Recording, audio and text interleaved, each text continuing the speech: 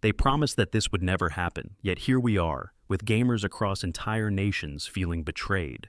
That is the cry resounding throughout Brazil and Turkey, where fans of the PlayStation ecosystem have just been ambushed by sudden digital price hikes that no one saw coming, at least not this early. A stunning reversal from the previously announced timetable has left many shaking their heads, wondering how Sony, one of the most iconic names in gaming, could shift course so dramatically before the promised deadline. Today we are plunging deep into this dramatic turn of events to find out why it happened, what it means for the future of gaming budgets everywhere, and whether this could be just the beginning of a broader trend impacting everyone's wallets. In this episode, we will dissect the unexpected price increase that recently struck several PlayStation titles in Brazil and Turkey, unravel the conflicting statements that preceded it, and shine a light on the discontent rippling through the gaming community. Just a brief while ago, Sony had pledged that substantial cost changes to games would not be in effect until after the release of Ghost of Yoti in early October of the year 2025. More specifically, fans were assured that any potential price shifts would only come into play once that eagerly anticipated title was out. However, reality has proven otherwise, leading many to question if there are deeper forces at work. In this installment, we will explore exactly how older games, including one from 2014, became more expensive overnight, dig into why certain upcoming releases are suddenly carrying heftier pre-order tags, and consider the possible repercussions for the broader gaming market. Could this mark the start of a wave of price increases across multiple platforms?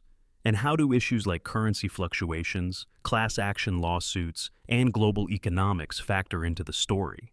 But first, let us set the stage by looking at the initial promises. According to widely circulated statements from Sony's offices in Brazil, fans had been led to believe that their wallets would be safe for a fair chunk of time, at least until Ghost of Yoti finally hit store shelves. This open-world epic was slated as one of the next big first-party blockbusters from Sony's stable, and the word on the street had been that any jump in digital downloads or retail copies for other games would not be seen until after that iconic launch date, which was pegged to be October 2nd, 2025. This timeline felt reasonable to many gamers. After all, the summer of 2025 was still far away, so they felt at ease continuing to fill their digital libraries without fear of sudden surges in pricing. However, we now face a situation in which several new releases, mid-tier favorites, and even older classics, some from as far back as 2014, are costing Brazilian and Turkish fans more money than ever. Even a beloved title like infamous Second Son, which has been out since 2014, has had its price tag raised to a point that many seasoned gamers find genuinely jaw-dropping.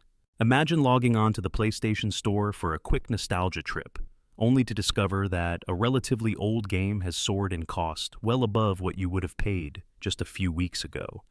That is precisely what is happening right now, and frustration is mounting. Such frustration only intensifies when fans recall the multiple times Sony representatives clarified that the dreaded price storm would not arrive until a particular future date. The question on many minds is, what is prompting Sony to do this now, months before the rumored official timeline? Sony has cited the usual suspects: global economic uncertainty, shifting exchange rates, and the necessity to align with the current economic environment of each specific region. But if that were the entire story, why had the brand made earlier public commitments that no major game-related price hikes would take place so soon? Could it be that the rapid pace of inflation, especially in places like Brazil, made it unfeasible for Sony to keep its word? Or is there something else at play, such as fresh corporate strategies that place immediate revenue gains over consumer goodwill? Some might argue that this all began back in April, when Sony rolled out a separate price adjustment on PlayStation Plus subscriptions in various regions across South and Central America. Although that shift was somewhat expected, subscription services often see incremental hikes. Fans in Brazil felt it was a heavy additional expense in an already struggling economy. That initial blow seemed to be rationalized by the general explanation that currency volatility had grown too intense for Sony to maintain its older subscription pricing. Yet, at that time, game prices on the PlayStation Store were supposedly untouched. When asked directly, Sony's press team in Brazil reportedly doubled down on the notion that actual game prices, especially for new releases and back-catalog classics, would not face an uptick until that post-Ghost of Yoti window, far off in the future. Fast forward to this moment, and the new reality has crashed onto the scene in the form of boosted costs, not just for first-party Sony exclusives, but also for several third-party titles. This revelation sends a shock through gamer communities worldwide. Although many supporters of third-party franchises assumed they would be safe from specialized hikes, given that Sony claimed the immediate changes would only affect first-party games, apparently that is no longer the case. Indeed, individuals who never even planned on purchasing Ghost of Yotei or any other Sony-exclusive property may suddenly find themselves paying more for games from other publishers. For some, it feels like a universal price surge on the entire ecosystem. And perhaps the biggest question of all is, if Sony can claim extenuating circumstances for game price hikes now, could it do so again at any point in the future? Now, older games hold a special place in the hearts of fans, especially when it comes to longtime series like Infamous. Infamous Second Son from 2014 was a huge step forward in the series' evolution and took advantage of the new technology offered by Sony's next-gen console at the time. Today, you would think such a vintage title, by gaming standards, might be on sale, or at least offered at a good discount. Instead, we see it going up in price, which is the exact opposite of consumer expectations for a game nearing a decade in age. Demon's Souls, originally a cult classic remade for more modern hardware in 2020, has also jumped. Some see these developments as part of a disconcerting trend.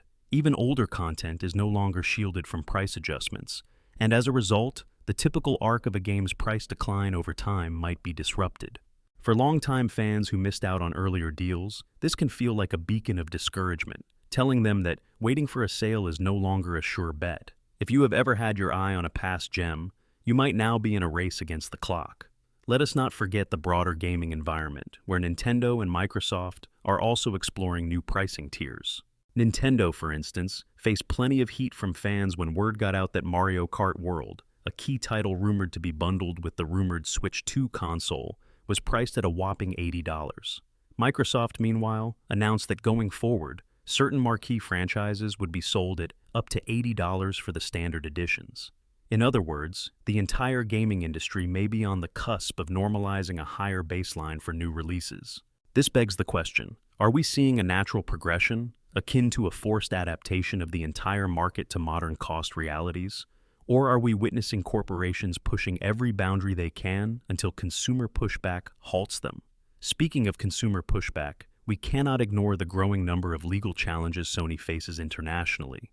Perhaps most notable among these are ongoing class action lawsuits in the Netherlands and the United Kingdom, where Sony is being accused of inflating digital prices in a manner that stifles competition. The lawsuits claim that Sony, with its near-monopoly hold on the distribution of digital PlayStation games, can essentially set any price point it wants.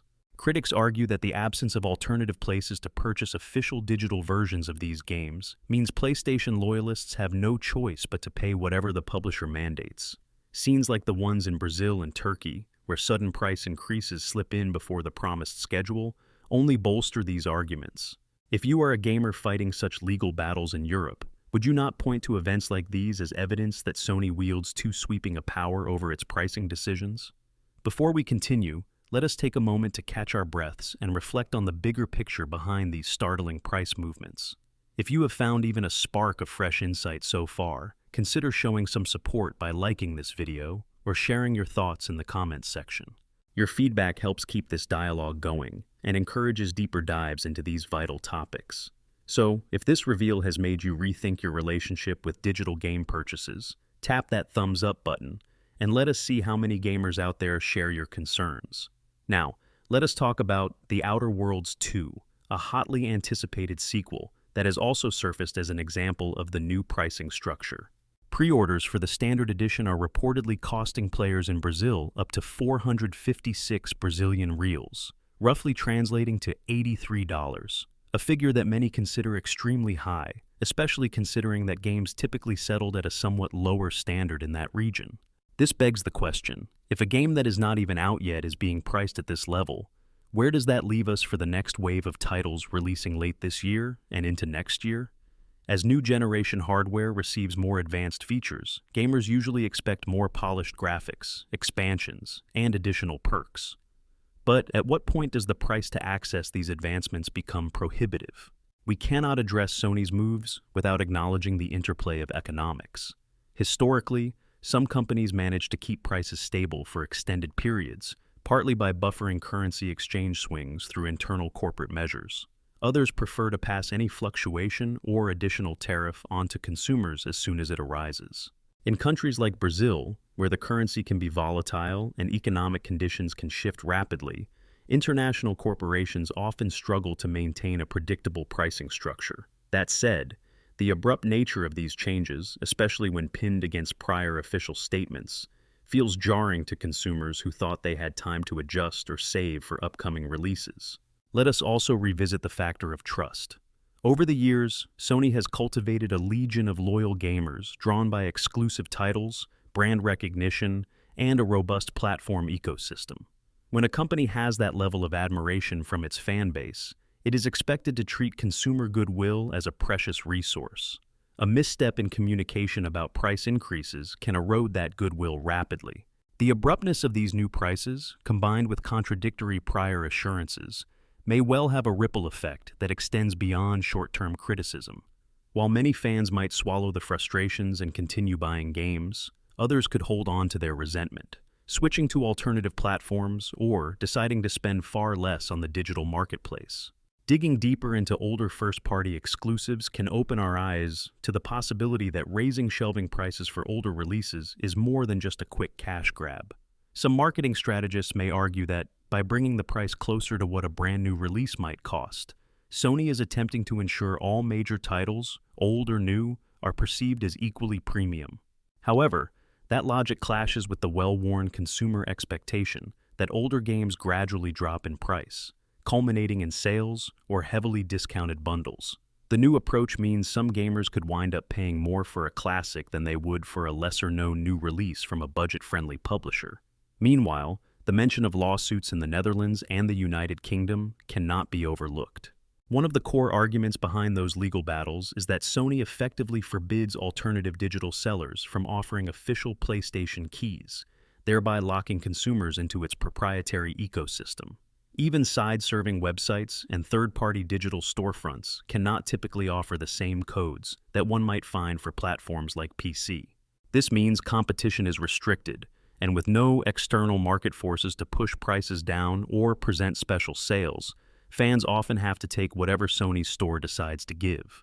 The consequences of that arrangement become glaringly obvious when a price hike arrives suddenly. It reverberates through the entire PlayStation community with no immediate recourse or competing alternative store to run to. If the lawsuits gain traction, it could embolden regulatory bodies around the globe to scrutinize not only Sony's dominance, but also the digital game distribution methods of its major rivals.